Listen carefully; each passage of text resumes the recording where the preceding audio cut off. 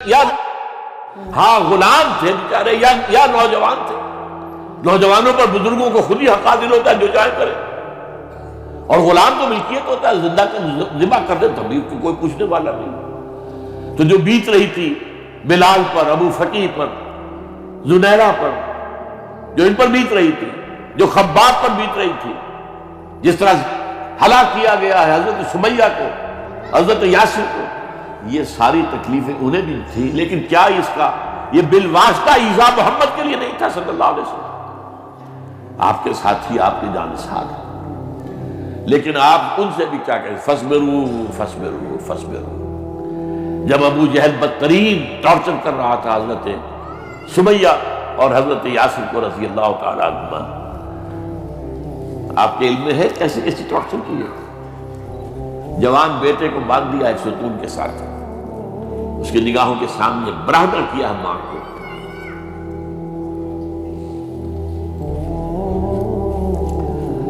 ہاتھ میں ایک مورتی ہے, جب تنگ آ گیا ستا کر تنگ کر کے مار مار کے حضرت سمیہ ٹس سے مس نہیں ہو رہی. کہتا ہے تم ایک دفعہ کہہ دو سمیہ کہ ہاں اس مورتی میں بھی کچھ ہے, میں تمہیں چھوڑ دوں. انہوں نے تھوک دیا, مرچھا مارا ہے شرمگاہ کے اندر.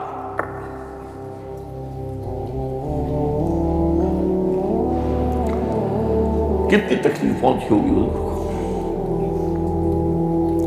لیکن آپ گزر رہے. اصبروا یا آل یاسر فإن موعدکم الجنہ. اے یاسر کے گھر والوں صبر کرو, تمہارے استقبال کی تیاریاں ہو رہی ہیں جنت. یہ سیرت کوئی بناتا سناتا ہے, یہ سیرت. یاسر کے ساتھ کیا کیا, 4 اونٹ نر سانپ, اور ان کے ساتھ رسے باندھ کر ایک رسے سے ان کا ایک بازو باندھا, ایک سے دوسرا بازو, ایک سے ایک ٹانگ, دوسرے سے دوسری ٹانگ. انہیں دوڑایا ہے کہ پرکھتے ہوئے جیسے. یہ دین ایسے ہی قائم نہیں ہوا. عدل و انصاف کا نظام ٹھنڈے ٹھنڈے قائم نہیں ہوتا, گھر میں آرام سے بیٹھے ہوئے قائم نہیں ہوتا. اور سنیے, 3 برس شیب بنی ہاشم کے قید, 3 برس. اور یہاں کی قید پر قیاس نہ کریں. یہاں تو جیل میں کھانے کو ملتا ہے, راشن ملتا ہے, جیسا بھی ملتا تو ہے. اور لیڈروں کے لیے تو کلاس 1 لاکھ بھی کلاس ہے. تو ان کا تو لیڈر تو لوگ جب آتے ہیں جیل کاٹ کر معلوم ہوتا ہے کہ شاید کسی صحت افزا مقام سے تشریف لا رہے. وہاں کیا تھا, ٹوٹل بائیکاٹ. ایک گھاٹی, ادھر پہاڑ ادھر پہاڑ, دونوں طرف جو ہے پہرے, کوئی کھانے پینے کی چیز اندر نہیں جائے گی. اور پورا خاندان بنی ہاشم, وہ بھی کہ جو ایمان نہیں لائے, وہ قبائلی زندگی تھی نا. بنو ہاشم کیونکہ حضور کو پشت پناہی چھوڑنے کو تیار نہیں ہوئے, ابو طالب نے آخری وقت تک بھی ساتھ نہیں چھوڑا. ہاں آخری وقت کے قریب ایک بات ہو گئی تھی. ایک مرتبہ تو ہوا کہ وفد آیا ہے قریش کا کہ اپنے بھتیجے کو روک لو, وہ ہمارے معبودوں کی توہین کرتا ہے. ابو طالب نے بلایا اور آپ سے کہا کہ یہ کچھ اپنے رویے کو بدلے. آپ نے فرمایا چچا جان, اب تو چاہیے میرے ایک ہاتھ پر سورج اور دوسرے پر چاند رکھ دے, میں اپنے اس مشن کو چھوڑ نہیں سکتا. یہ ہے استقامت. اور ابو طالب کے عین انتقال کے وقت معاملہ ہوا, جب وفد آیا ہے کہ ٹھیک ہے اب ہمارا جو ہے صبر کا پیمانہ لبریز ہو گیا ہے, اب ٹھیک ہے آ جاؤ میدان میں, تم ساتھ چھوڑنے کو تیار نہیں. ابو طالب نے بلایا, بھتیجے مجھ پر اتنا بوجھ نہ ڈالو جو میں برداشت نہ کر سکوں.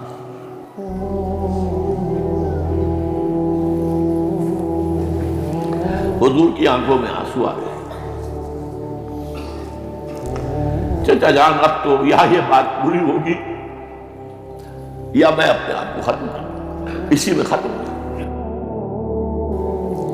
12 شیب بنی ہاشم میں 3 برس اس حال میں گزرے ہیں، ٹوٹل بائیکاٹ، کوئی کھانے پینے کی۔ کچھ لوگ تھے شریف النفس، مثلا حکیم بن حزام تھے رضی اللہ تعالیٰ، اور بعد میں ایمان لے آئے۔ حضرت خدیجہ کے وہ رشتہ دار تھے، وہ پہاڑ پر چڑھ کر ایک طرف سے رات کی تاریکی میں، دونوں دروازے تو بند ہیں، پہاڑ پر چڑھ کر چوٹی سے نیچے اتر کے کوئی چیزیں کھانے پینے کے دے آئے تو دے آئے، بس صلی اللہ علیہ وسلم۔ کوئی اور ایک آدھ ہوگا ایسا۔ یہاں تک نوبت آئی ہے کہ بنی ہاشم کے یہ پھول جیسے بچے معصوم بھوک سے بلبلا رہے ہیں، اور اس کے سوا کچھ نہیں ہے کہ سوکھے چمڑے ابال کر اس کا پانی ان کے حلق میں ٹپکا دیا جائے۔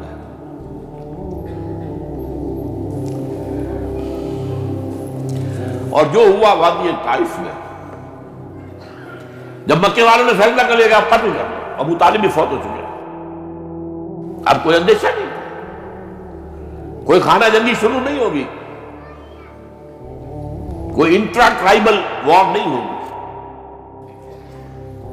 تو آپ طائف گئے ہیں۔ شاید وہاں کے 3 سردار تھے بڑے، اور یہ طائف اصل میں قریشی کا سمجھیے کہ یہ ان کا گرمیوں کا یہ صحت افزا مقام تھا۔ یہ تمام جو سردار تھے مکے کے، ان کی جائیدادیں وہاں تھی، باغات تھے، اور وہاں کے بھی 3 سردار تھے، تو شاید ان میں سے کسی کو اللہ توفیق دے دے۔ وہاں گئے ہیں اور صرف ایک ساتھ ہیں، حضرت زید بن حارثہ، حضرت ابوبکر بھی ساتھ نہیں ہے، سائے کی طرح ساتھ رہنے والا بھی ساتھ نہیں تھا۔ وہاں جا کر جو آپ نے تینوں سے بات کی ہے، تینوں نے وہ باتیں کہی ہیں جو کلیجے کو چیر جائیں۔ تمہارے سوا کوئی اللہ کو نہیں ملا تھا رسول بننا نہیں، جاؤ چلے جاؤ۔ ایک کہتا ہے فوراً چلے جاؤ یہاں سے، اس لیے کہ ہو سکتا ہے کہ تم سچے ہو تو کہیں میں تمہاری توہین نہ کر دوں، اور یہ بھی ہو سکتا ہے تم جھوٹے ہو تو جھوٹے کو میں منہ نہیں لگانا چاہتا۔ 3 دن کی یہ سختی، اور اس میں کیا ہو رہا ہے، اسٹریٹ ارچنز جو کہلاتے ہیں ہمارے، ٹھوکرے گلیوں کے، انہیں اشارہ کر دیا ذرا ان کی خبر لو، اب وہ پتھراؤ کر، جیسے ہمارے ہاں کوئی آ جاتا ہے، کوئی نیم پاگل یا کوئی اور کسی طرح کا مست قسم کا آدمی، اور اس کے اوپر چھوکرے چاروں طرف ہوں اور ستا رہے ہوں، یہ نقشہ تھا، اور طائف کی گلیاں تھیں، اور محبوب رب العالمین تھے۔ ادھر سے پتھر آ رہے ہیں تو زید بن حارثہ رکاوٹ بن گئے ہیں، لیکن پیچھے سے آ رہے ہیں، وہ کیسے روکیں گے؟ پیچھے جاتے ہیں تو ادھر سے آ رہے ہیں، جسم لہو لہان ہے، خون رس رس کر زخموں سے جوتیوں میں آ کے جم گیا ہے۔ پھر وہاں سے آپ نکل کر گئے ہیں، ایک باغ میں تھوڑی سی پناہ لی ہے تھوڑی دیر کے لیے، جوتے بڑی مشکل سے اترے ہیں، خون جمع ہوا، اور وہ جو پھر دعا نکلی ہے آپ کی، وہ کلیجے کو چیر جانے والی ہے۔ اللہم الیک اشکو ضعف قوتی وقلت حیلتی وحوانی علی الناس، اے اللہ تیری جناب میں فریاد لے کر آیا ہوں، اپنی قوت کی کمی کا، اپنے وسائل کی کمی کا، اور لوگوں میں جو رسوائی ہو رہی ہے، الا من تکلنی الا بعید یتجہمنی او الا عدو ملکت امری، مجھے کس کے حوالہ کر دیا، مجھے دشمن کے حوالے کر دیا جو چاہے میرے ساتھ کر دے۔ فریاد ہے کہ نہیں؟ بڑی زوردار فریاد ہے، بڑی زوردار، لیکن پھر مقام عبدیت کا ضرور ہوتا ہے۔ ان لم یکن علی غضبک فلا ابالی، اے اللہ اگر تو ناراض نہیں ہے، مجھے اندیشہ یہ ہو گیا کہ کہیں تو ناراض تو نہیں ہو گیا، کہیں تو نے میرا ساتھ تو نہیں چھوڑ دیا، اگر تو ناراض نہیں تو مجھے کوئی پرواہ نہیں، جو ہو سو سر تسلیم خواہ جو مزاج یار میں۔ واپس آئے ہیں تو مکے میں داخل نہیں ہو سکتے تھے، وہاں تو قتل کا فیصلہ ہو چکا،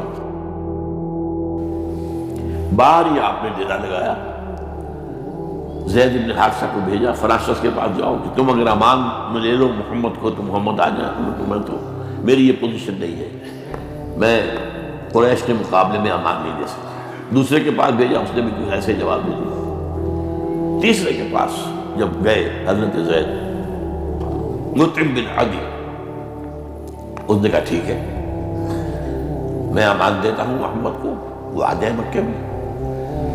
حضور سے آگے کہا، حضور نے فرمایا نہیں جا کر کہو، آ کر لے کر جا۔ کیوں؟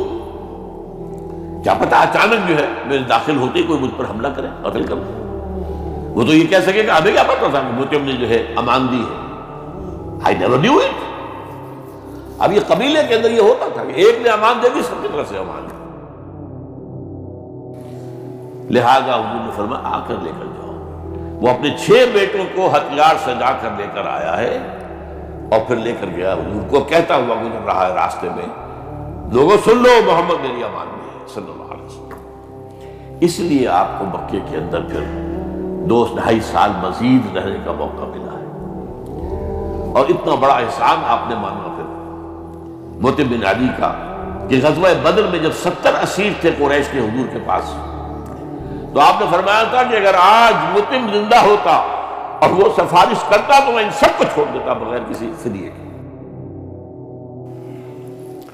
بہرحال یہ چند باتیں میں نے آپ کو بتائی، باقی تو یہ کہ غار ثور ہے کیسی کیسی، اور پھر غزوہ بدر سے پہلے کی رات ہے، اور وہ آپ کا زندگی کا طویل ترین سجدہ ہے اس میں، جہاں تک یہ الفاظ بھی آپ نے کہہ دیا اللہ اگر کل یہ جو 313 یہاں جمع ہیں اگر یہ ختم ہو گئے تو پھر قیامت تک تیرا نام لینے والا کوئی نہیں ہوگا، میں آخری رسول اور میری یہ 15 برس کی کمائی ہے۔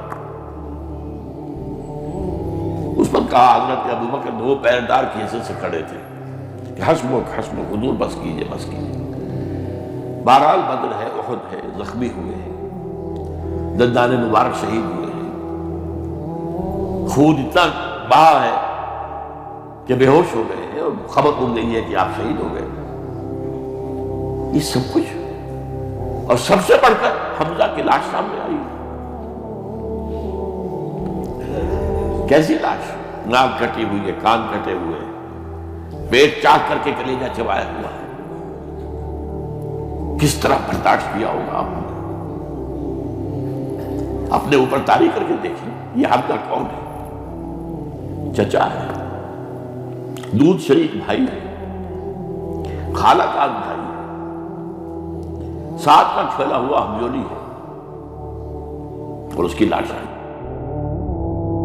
جو قلب اطہر پر بیت رہی تھی وہ مدینے میں آ کر ایک ہمارا ماحول بدلا ہوا تھا، تب وہ بات سامنے آ گئی۔ جب آپ مدینے واپس تشریف لائے ہیں تو ظاہر بات ہے کہ زیادہ انصار کے لوگ تھے جو شہید ہوئے تھے۔ بدر میں مہاجرین تو میرے خیال ہے 4تھائی تھے نمبر کے اندر، 3/4 تو انصاری تھے۔ اسی طریقے سے احد کے اندر معاملہ ہے، تو مختلف گھروں سے عورتوں کے بین کرنے کی آوازیں آ رہی تھی، اس لیے کہ اس وقت تک بین کرنا حرام نہیں تھا، قرار دیا گیا تھا، ممنوع نہیں تھا۔ آوازیں سن کر حضور کی زبان مبارک سے نکل گیا اما حمزہ تو فلا بواکی لہو، ہائے حمزہ کے لیے تو کوئی رونے والی بھی نہیں ہے۔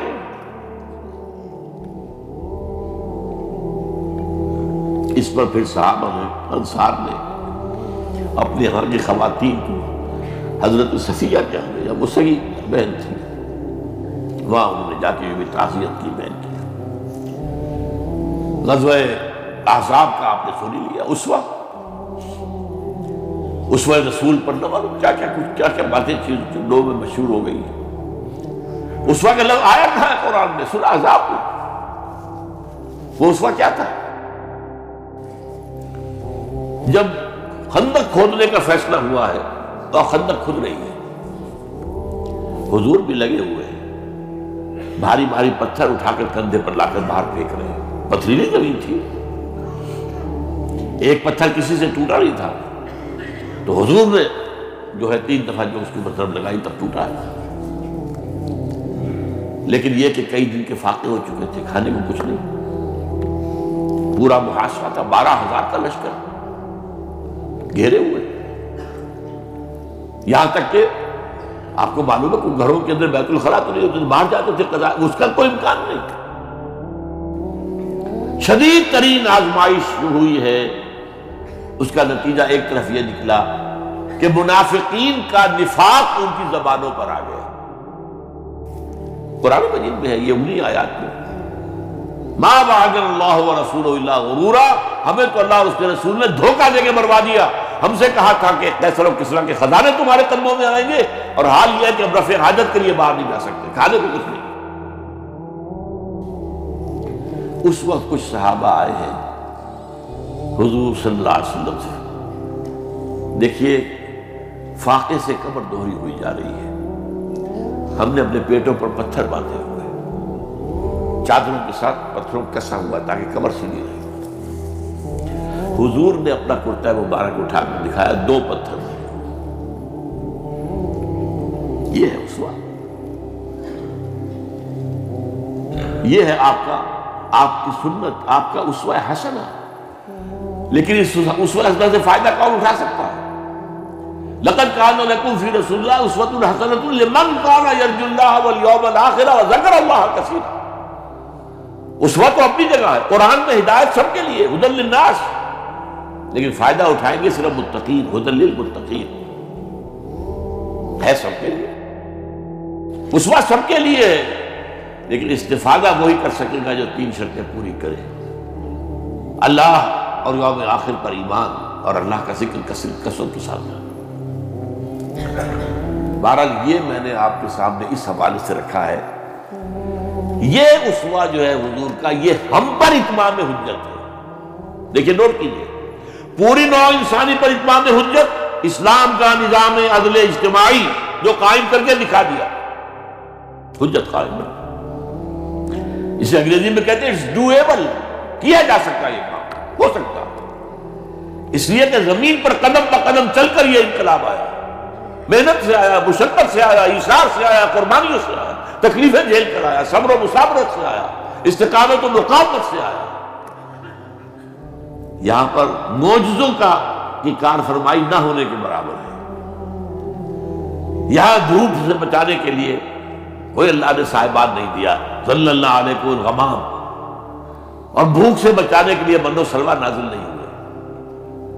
غزوہ تبوک میں ایسا بھی ہوا ہے کہ 3 مجاہدین کا 24 گھنٹے کا راشن ایک کھجور، ایک نے منہ میں رکھی، کچھ چوس لی، کچھ گلوکوز چلا گیا اس میں سے، دوسرے کو دے دی، اس نے چوس لی، بھی تیسرے کو۔ من و سلوہ نازل نہیں ہوئی، محنت، مشقت، ایثار، قربانی، صبر، مصابرت، استقامت، مقاومت، یہ ہے اسوہ رسول۔